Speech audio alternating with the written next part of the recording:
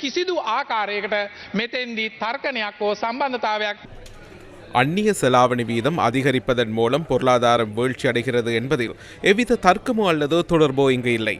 அந்த அந்நிய செலாவணி அதிகரிப்பை நாம் முகாமைத்துவம் செய்து கொள்ள வேண்டும்.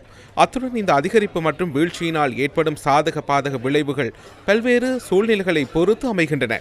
இவ்வருடத்திற்குள் ஏற்றுமதி மற்றும் வெளிநாட்டு பண வருகைக்கு மேலதிகமாக சர்வதேச நாணய நிதியத்தின் நிறைவேற்று பணிப்பாளர் சபையிடமிருந்து எதிர்வரும் 27ஆம் தேதி $700 மில்லியன் எமக்கு கிடைக்கும் என நாம் பெரிதும் எதிர்பார்க்கின்றோம். அத்துடன் ஆசிய அபிவிருத்தி வங்கியிடமிருந்து இவ்வருடத்திற்குள் $480 மில்லியன் வரை பெற்றுக்கொள்வதற்கான வாய்ப்புகள் உள்ளன. உலக வங்கியிடமிருந்து $150 மில்லியன் அதன் இணை நிறுவனம் ஒன்றிடமிருந்து $50 மில்லியன் கிடைக்க உள்ளன. இவ்வாறானதோர் சூழ்நிலையில் இந்த முகாமைத்துவ செயல்முறையை முன்னெடுப்பதில் எமக்கு எவ்வித பிரச்சனையும் ஏற்படாது. பொருளாதாரத்தை சுருக்கி முடக்கி வைத்துவிட்டு தீர்வுகளை தேடுவது எமது வழிமுறை அல்ல. இயங்கிக் கொண்டிருக்கும் பொருளாதாரத்திற்குள்ளேயே இந்த வேலை திட்டங்களை நாம் முன்னெடுக்க வேண்டும். அவ்வாறு பொருளாதாரத்தை சுருக்கிவிட்டு தீர்வு தேட முற்பட்டால் கடுமையான நெருக்கடிகளுக்கு வழிவகுக்கும். சில நாடுகள் அவ்வாறு நெருக்கடிக்குள்ளாகியும் இருக்கின்றன. பொருளாதாரம் ஓரிடத்தில் முடங்கிவிடவில்லை, அது இயங்கிக் கொண்டிருக்கிறது. ஆனால் பொருளாதாரத்தை முடக்கி வைக்காமல் அதனை முன்னோக்கி நகர்த்தியவாறே நாம் இந்த வழிமுறைகள் அனைத்தையும் கையாண்டு வருகின்றோம். அடுத்ததாக பணவீக்கம். நாம் அதனை கட்டுப்பாட்டுக்குள் வைத்துள்ளோம். பணவீக்கத்தின் போது சில பொருட்களின் விலைகள் அதிகரிப்பதை நாம் ஒப்புக்கொள்கின்றோம். அந்நிய செலாவணி மீது மாறுபாடுகளின் போது இறக்குமதி பொருட்களின் விலைகள் உயர்கின்றன.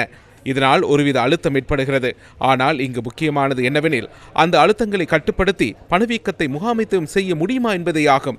ஆம், அதனை கட்டுப்படுத்த முடியும். ஏற்கனவே அது கட்டுப்பாட்டுக்குள்ளேயே வைக்கப்பட்டுள்ளது. எமது பணவீக்கம் கட்டுப்பாட்டுக்கான மாறுபட்ட கட்டமைப்புக்குள்ளேயே இன்னமும் காணப்படுகிறது. எனவே அதனை தொடர்ந்தும் கட்டுப்படுத்த முடியும் என்று நாம் நம்புகிறோம். இந்த அந்நிய செலாவணி வீத வீழ்ச்சி ஒரு வெளிப்புற காரணியால் ஏற்பட்டுள்ளது. இது உள்நாட்டு காரணியால் ஏற்பட்டது அல்ல. இத்தகைய வெளிப்புற காரணியொன்றினால் ஏற்படும் நாணய மதிப்பிறக்கம் பொருளாதார வளர்ச்சிக்கோ அல்லது பொருளாதார வீழ்ச்சிக்கோ நேரடியாக பாதிப்பை ஏற்படுத்தாது. இப்போது டாலர் 355 ரூபாவாகும். இந்த வாரத்தில் மாத்திரம் 20 வீதத்தால் அதிகரித்துள்ளது. இன்று காலை நான் வரும்போது இருந்த விலை அல்ல, மதியம் இருக்கின்றது. நிமிடத்திற்கு நிமிடம் அதிகரிக்கின்றது. முச்சக்கர வண்டியில் மீட்டர் ஓடுவது போல் ஓடிக்கொண்டே இருக்கின்றது. இப்போது நான் பேச ஆரம்பிக்கும் போது 355 இருந்தது. நான் நிறைவு செய்யும் போது 365 ஆகிவிடும் போல் உள்ளது. பொருளாதாரம் படிப்படியாக மோசமான நிலை நோக்கி செல்கின்றது. இதனை ஏற்றுக்கொள்ளுங்கள். இந்த சபைக்கு வந்து இப்படியே தான் கோட்டாபய ராஜபக்சவின் காலத்தில் அந்த பெசில் ராஜபக்சவும் வந்து இந்த பிரதி அமைச்சர் கூறுவதைப் போலவே அன்றைக்கும் கூறினார். இலங்கை வரலாற்றில் முதலாவது தடவையாக எமது ஜிடிபி பெர் கேபிட்டல் 5000 தாண்டியுள்ளது. எமது பொருளாதாரத்தில் ஒரு வளர்ச்சி காணப்படுகிறது. அப்படி என்றால் தற்போது எமது நாட்டில் வியாபாரங்கள் மூடப்படுகின்றனவா? வியாபாரங்கள் வீழ்ச்சியடைகின்றனவா? உற்பத்தி வீழ்ச்சியடைந்துள்ளதா? பொருளாதார நெருக்கடி என்றால் என்னவென்றே தெரியாமல் பேசுகின்றார்கள். டாலர் ஏறி இறங்கும் போது ஏதோ ஒரு வெளிப்புற காரணியை முன்னிறுத்தி இங்கு கொண்டு வந்து விவாதிக்கின்றார்கள். நமக்கு பொருளாதார நெருக்கடியா? இப்போது பெரிய பிரச்சனையா? இந்த அரசாங்கம் மே மாதத்துடன் முடிந்து விடுமா? அடுத்த மாதத்துடன் முடிந்து விடுமா? இப்படி கனவு காணலாம். ஆனால் அந்த கனவு நனவாகுமா இல்லையா என்பதை தான் நாம் பொறுத்திருந்து பார்க்க வேண்டும். தயவு செய்து ஜனாதிபதி தலைமையிலான அரசாங்கம் உடனடியாக நடைமுறைக்கு வரும் வகையில் சர்வதேச நாணய நிதியத்தின் அடுத்த கட்ட தொடர்ச்சி திட்டத்திற்கு செல்ல வேண்டும். தற்போது IMF-இன் இலக்கின்படி எமது கையிருப்பை $14.2 பில்லியன் பேண வேண்டும். ஆனால் 7 பில்லியன் மாத்திரமே இன்று உள்ளது. அதாவது 50 வீதம் மட்டுமே உள்ளது. அந்த 14 பில்லியனை அடைவதற்கான வாய்ப்பு 0.001 வீதம் மட்டுமே இருக்கின்றது. நாம் உண்மையாகவே அந்த இலக்கை நோக்கி நகர வேண்டுமாயின் எமது கையிருப்பை 14 பில்லியன் வரை கொண்டு செல்வதற்கு ஒவ்வொரு மாதமும் 600 மில்லியனை சேர்க்க வேண்டும்.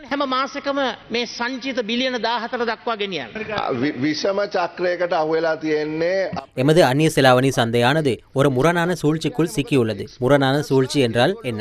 ஏற்றுமதியாளர்கள் தங்களுடைய டாலர்களை ரூபாயாக மாற்றுவதில்லை. இறக்குமதியாளர்கள் உடனடியாக டாலர்களை பெற முயற்சிக்கின்றார்கள். ஏனெனில் அவர்கள் LC திறந்துள்ளார்கள். அவர்களின் கப்பல் சரக்குகள் அடுத்த வாரம் அல்லது அதுக்கு அடுத்த வாரம் வர உள்ளன. எனவே அடுத்த வாரம் ஆகும்போது இது 375 மாறினால் என்ன செய்வது? இன்று 355க்கு பெற முடிந்தால் நல்லது என்று அவர்கள் நினைப்பார்கள். துரதிர்ஷ்டவசமாக நடக்கவிருப்பதை நான் கூறுகின்றேன். அடுத்த வாரமாகும் போது வட்டி விகிதமானது குறைந்தபட்சம் 50 அடிப்படை புள்ளிகளால் அல்லது 100 அடிப்படை புள்ளிகளால், அதாவது 0.5 வீதத்தால் அல்லது 1 அதிகரிக்க வாய்ப்புள்ளது. ஏனெனில் அவ்வாறு அவ்வாறு செய்யாவிட்டால் சந்தை இந்த அரசாங்கத்தை நம்பாது. அரசியல் மேடைகளில் எவ்வளவுதான் பேசினாலும் அது பலனில்லை. කොච්චර දේශපාලන වේදිකාව කිව්වත් වැඩක් නැහැ. රටක් විදිහට රජයක් විදිහට ஒரு அரசாங்கம் என்ற வகையில் பார்லிமெண்ட் உறுப்பினர் ஹர்ஷ கூறியதைப் போல நாம் இதனை கட்டுப்படுத்த வேண்டும். அந்த ஆக்கப்பூர்வமான கருத்துக்களை நாம் மிகவும் மகிழ்ச்சியுடன் ஏற்றுக்கொள்கின்றோம். சந்தையில் ஸ்திரத்தன்மையை ஏற்படுத்துவதே முக்கியமாக அமைகின்றது. எமது நாட்டில் உள்ள டாலர் விநியோகத்துடன் ஒப்பிடுகையில் அதற்கான தேவை மிகவும் வேகமாக அதிகரிக்க தொடங்கியது. இந்த சூழ்நிலையிலேயே தற்காலிகமாக ரூபாவின் மதிப்பில் ஒரு வீழ்ச்சி ஏற்பட்டுள்ளது. இந்த தருணத்தில் குறுகிய காலத்திற்கு தங்களின் இறக்குமதிகளுக்கான செலவுகளை சற்று குறைத்து இதற்கு தேவையான ஒத்துழைப்பை வழங்குமாறு நாமும் மக்களிடம் கேட்டுக்கொள்கின்றோம். இந்த வருடத்துக்குள் எமது நாட்டுக்கு சுமார் $1 பில்லியன் அளவிலான பணம் கிடைக்க உள்ளது. அப்போது எமது டாலர் விநியோகம் இந்த வருடத்துக்குள் குறிப்பிடத்தக்க அளவு அதிகரிக்கும். அவற்றின் தாக்கத்தோடு எதிர்காலத்தில் இது ஒரு கட்டுப்பாட்டுக்குள் வரும். அரசாங்கத்தினால் எடுக்கப்படும் கொள்கை ரீதியிலான தீர்மானங்கள் மற்றும் மத்திய வங்கியினால் எடுக்கப்படும் தீர்மானங்களுக்குள்ளும் அதேபோன்று பார்லிமெண்ட் உறுப்பினர் ஹர்ஷ சுட்டிக்காட்டியதைப் போல நாம் சந்தை நம்பிக்கையை உறுதிப்படுத்த எடுக்கும் நடவடிக்கைகள் மூலமும் இது சீராகும். எனவே இவ்வாறு பதற்றமடைந்து வீண் அச்சம் கொண்டு பெருமளவிலான இறக்குமதிகளை செய்து டாலர்களை சேகரித்து வைத்து அதன் மூலம் அதிக செலவுகளை எதிர்கொண்டு அந்த பொருட்களின் இருப்புகளுக்கு பாரிய நட்டத்தை ஏற்படுத்திக் கொள்ள வேண்டாம். ஏனெனில் எதிர்காலத்தில் ரூபாய் வலுவடையும் போது அத்தகைய நட்டங்கள் ஏற்படலாம். එහෙම වුණොත් ඉදිරියේදී රුපියල ශක්තිමත් වීම ඇතුළේ